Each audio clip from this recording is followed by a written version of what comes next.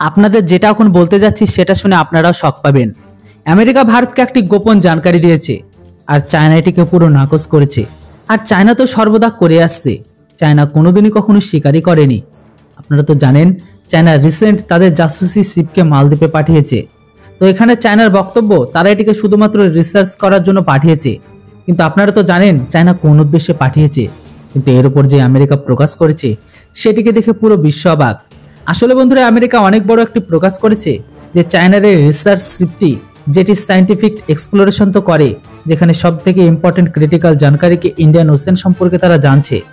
তারা কিভাবে ভবিষ্যতে তাদের অ্যাটাক সাবমেরিন কিভাবে আসতে পারে, সে জলের গভীরতা কতটা, সেখানে কিভাবে তাদের অ্যাটাক সাবমেরিন কাজ করবে, কতটা গভীরতা পর্যন্ত যেতে পারবে তাদের সাবমেরিন, এই সমস্ত কিছু ডেটাকে তারা কালেক্ট করছিল যেন ফিউচারের মিলিটারি এক্সপ্লোশনের জন্য তাদের কাজে আসে। যদি এ সম্পর্কে জানকারি আমাদের ভারতের আর্মিও পেয়ে গেছিল। বারবার জিজ্ঞাসা করার পর চায়না এই কথা বলে যে আমরা UN convention of law of sea অনুসারে এখানে রিসার্চ আর এক্সপ্লোশনকে একসাথে করছি। যখনই ভারত অন্য কোনো দেশের সাথে নেভি এক্সারসাইজ করে, হোক সেটা ইন্ডিয়ান ওশিয়ান, তখন চায়নার এই রিসার্চ শিপ ভারতকে ইরিটেট করে দেয়, আর সর্বদা তারা সেখানে কাছে চলে আসে।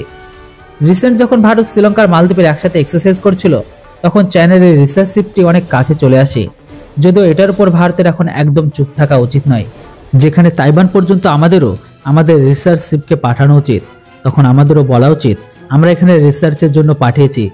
এর সাথে সাথে চায়না সাউথ চায়না সি ডেটাকে কালেক্ট করা উচিত, তখন চায়না বুঝবে যে এরা আসলে পাঙ্গাটা নিয়েছে তো নিয়েছে কার সাথে।